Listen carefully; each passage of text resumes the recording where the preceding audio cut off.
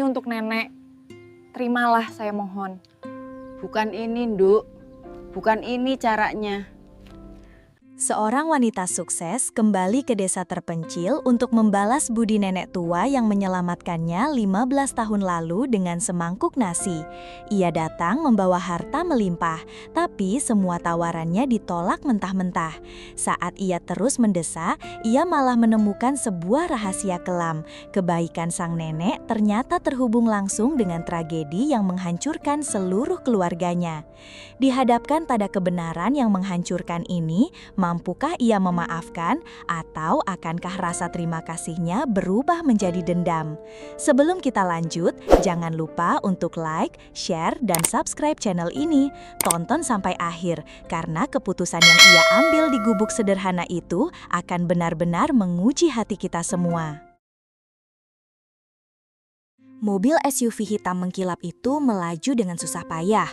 Bannya yang mahal berjuang mencengkeram jalanan tanah berbatu yang basah oleh sisa hujan semalam.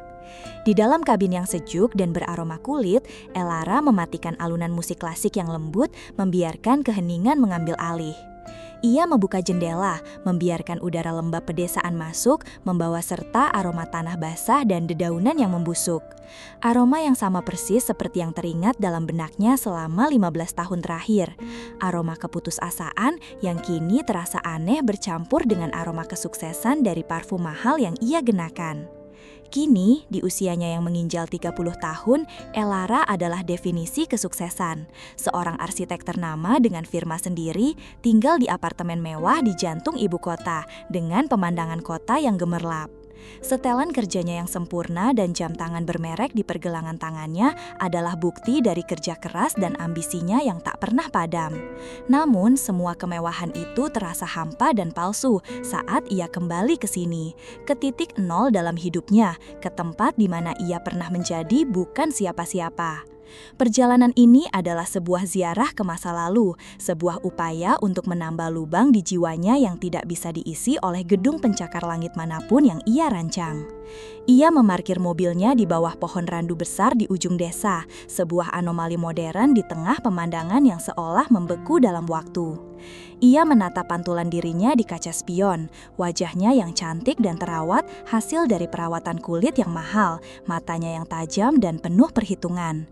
Namun jika ia menatap cukup lama, ia bisa melihatnya, bayangan seorang gadis remaja kurus dengan tatapan mata yang liar dan lapar, rambutnya kusam dan pakaiannya compang-camping. Gadis utuh, versi dirinya yang dulu, adalah alasan mengapa ia kembali.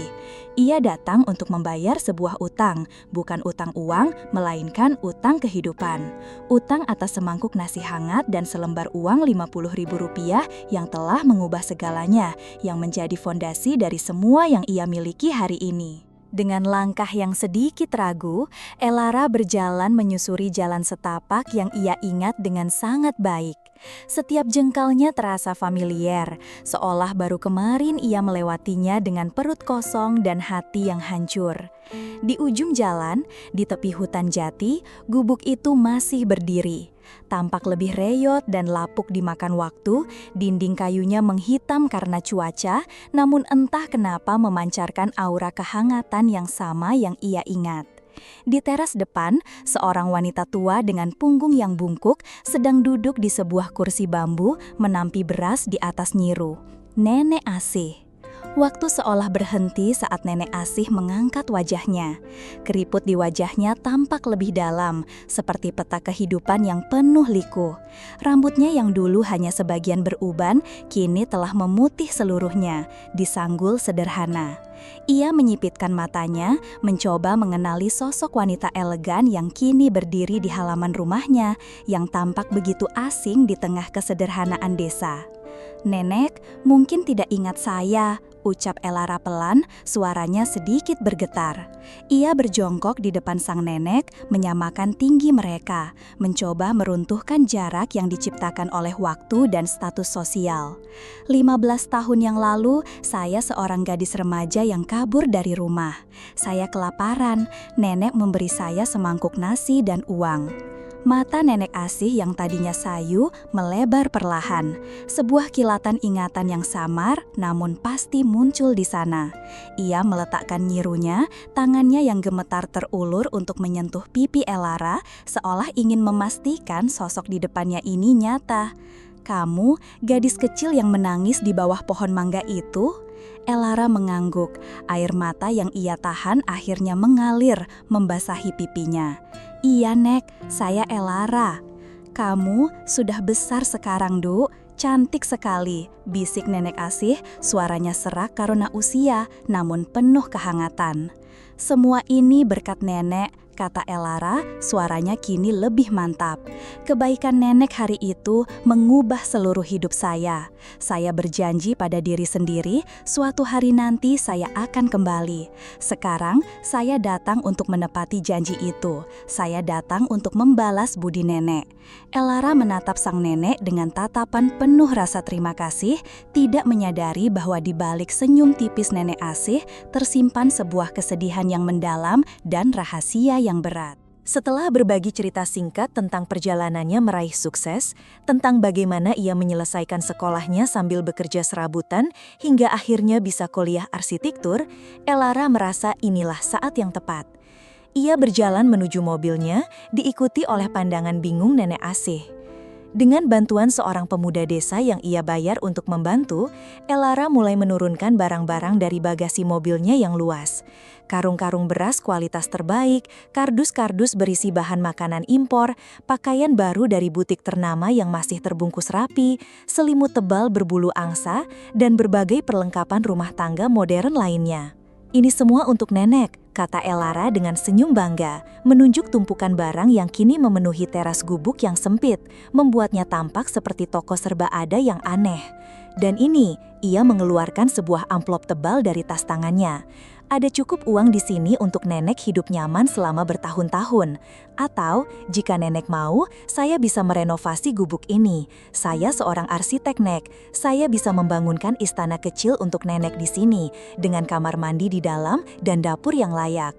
Elara membayangkan wajah Nenek Asih yang akan berseri-seri karena bahagia. Ia membayangkan pelukan hangat dan ucapan terima kasih yang tulus. Namun, reaksi yang ia dapatkan jauh dari harapannya. Nenek Asih menatap tumpukan barang itu dengan pandangan yang sulit diartikan, lalu menatap amplop di tangan Elara. Bukannya terlihat gembira, wajahnya justru diselimuti awan kesedihan yang pekat. Dengan langkah perlahan, sang nenek mendekati Elara. Tangannya yang keriput dengan lembut mendorong tangan Elara yang memegang amplop. "Simpan semua ini, Duk," bisiknya pelan. "Nenek tidak butuh semua ini." Elara tertegun. "Tapi Nek, ini semua untuk Nenek. Sebagai balas budi saya ingin Nenek hidup enak." "Nenek menghargai niat baikmu," sahut Nenek Asih, matanya berkaca-kaca. "Tapi, utang budi tidak bisa dibayar dengan harta. Bawa kembali semua ini." Penolakan itu terasa seperti tamparan bagi Elara. Ia datang dari jauh, membawa harapan untuk memberikan kebahagiaan, namun yang ia terima adalah sebuah penolakan yang tidak ia mengerti. Kebingungan dan sedikit kecewa mulai merayap di hatinya.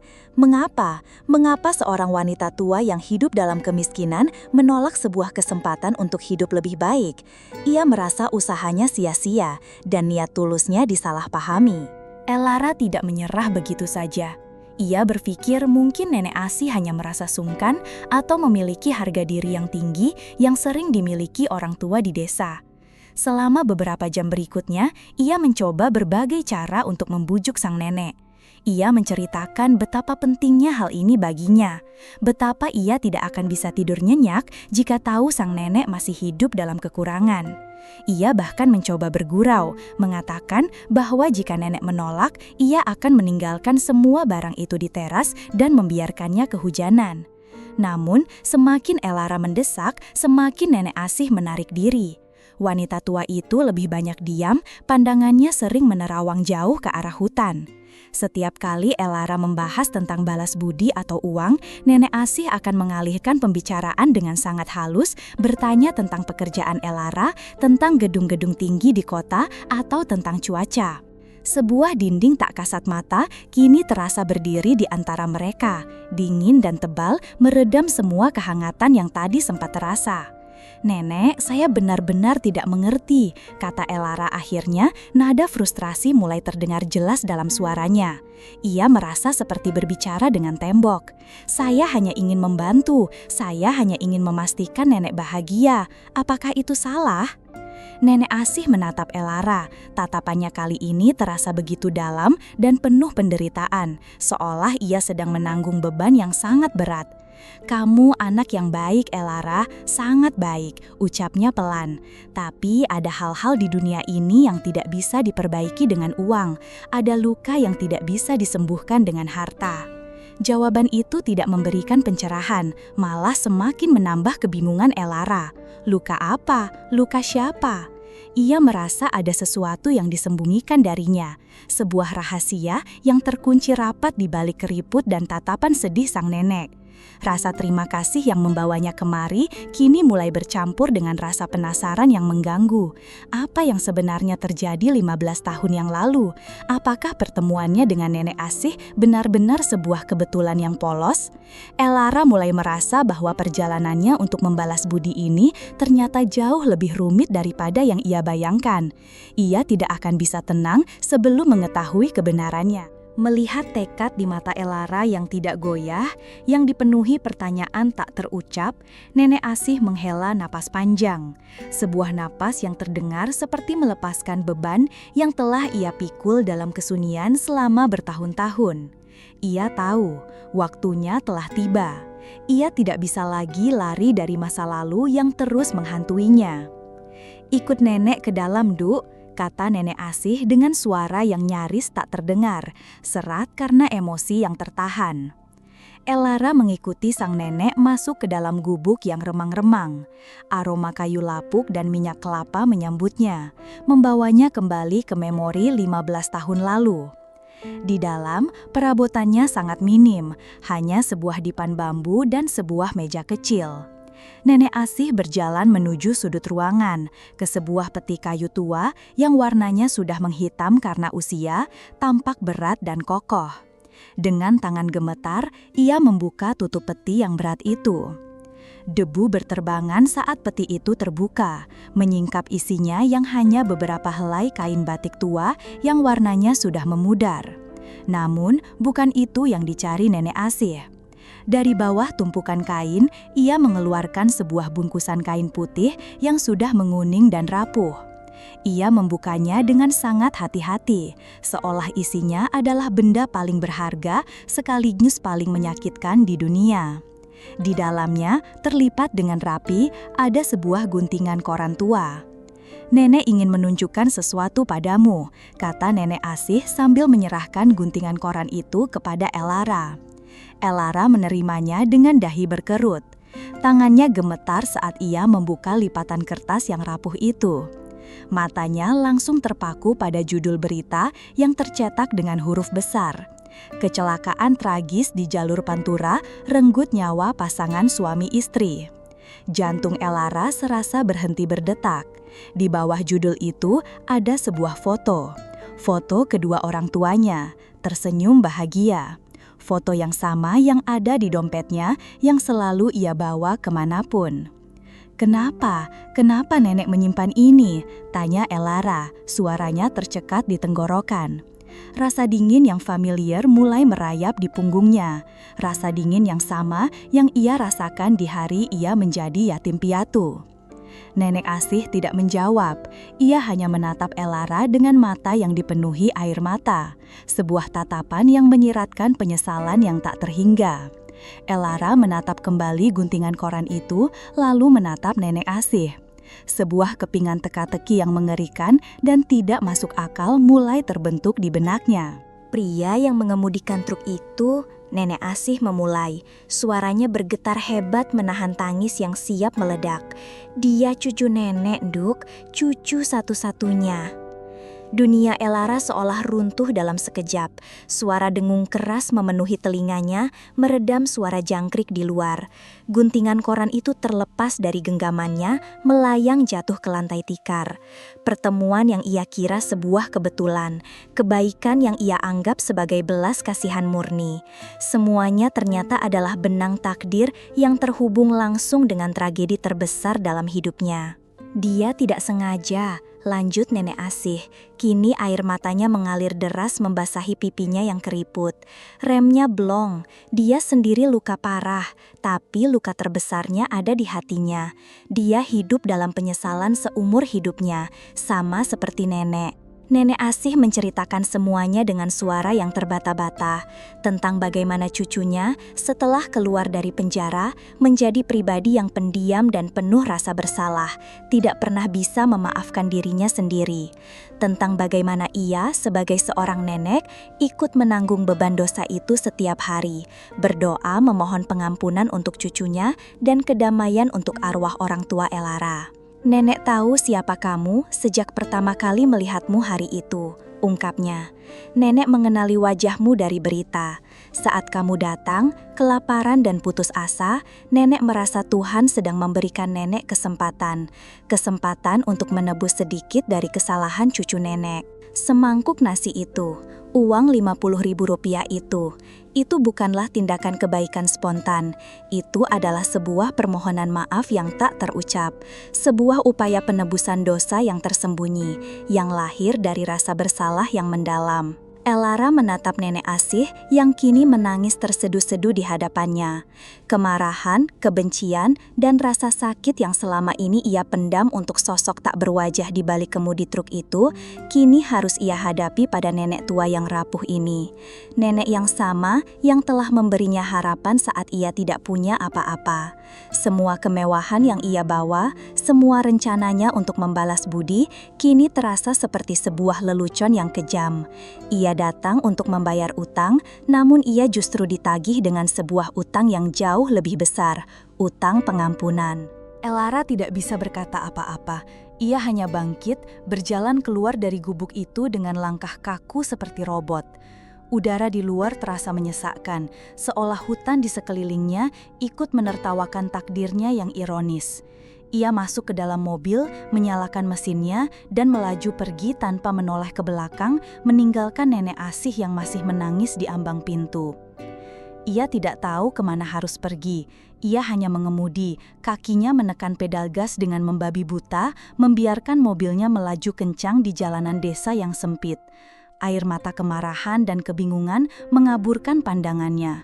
15 tahun ia hidup dengan bayang-bayang tragedi.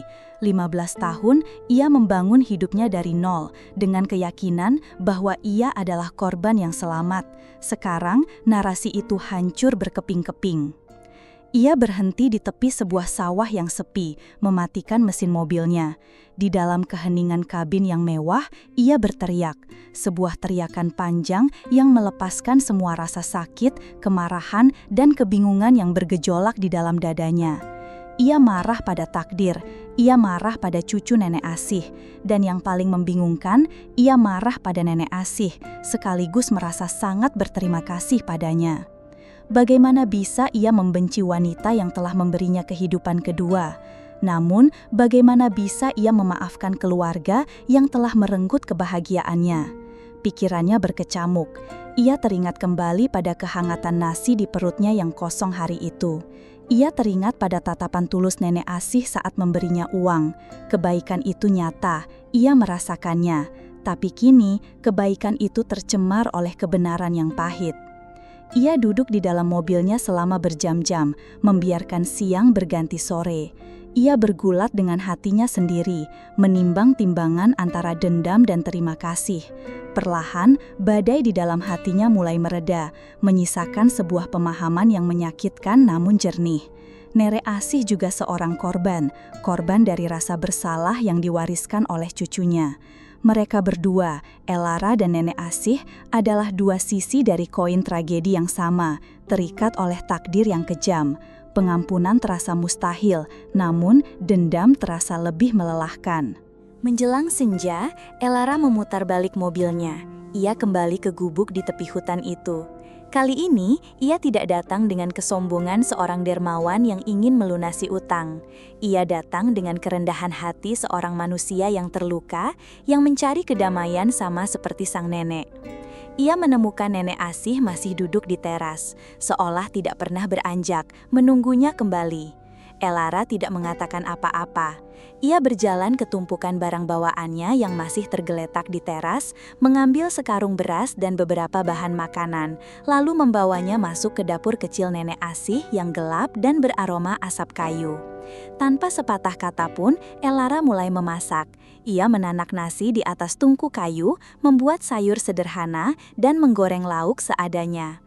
Gerakannya mantap dan teratur, sebuah ritual yang menenangkan pikirannya yang kacau.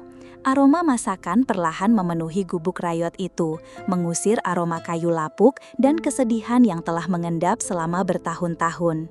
Nenek Asih hanya memperhatikannya dalam diam dari ambang pintu. Air mata kembali mengalir di pipinya, namun kali ini bukan air mata penyesalan, melainkan air mata kelegaan yang tak terhingga. Setelah semuanya siap, Elara menyajikan 2 piring nasi hangat di atas meja kecil. Ia duduk berhadapan dengan nenek Asih, persis seperti yang ia bayangkan saat datang kemari, namun dengan perasaan yang sama sekali berbeda. "Mari kita makan, Nek," kata Elara pelan, suaranya serak. Itu adalah kalimat pertama yang ia ucapkan sejak kebenaran terungkap. Sebuah kalimat sederhana yang mengandung makna yang sangat dalam. Itu adalah sebuah penerimaan, sebuah pengampunan, sebuah pembebasan. Mereka makan dalam diam. Di tengah keheningan itu, Elara sadar bahwa inilah balas budi yang sesungguhnya. Bukan dengan uang atau rumah mewah, melainkan dengan duduk bersama, berbagi semangkuk nasi hangat, dan membiarkan luka masa lalu sembuh dengan sendirinya. Utang budi telah terbayar, bukan dengan materi, melainkan dengan kedamaian yang akhirnya mereka temukan bersama, di dalam gubuk sederhana di ujung desa. Dan begitulah akhir dari perjalanan Elara.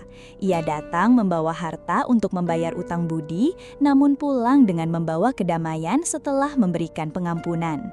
Kisah ini mengajarkan kita bahwa beberapa utang tidak bisa dilunasi dengan uang, dan terkadang balas budi yang paling tulus adalah keberanian untuk melepaskan masa lalu.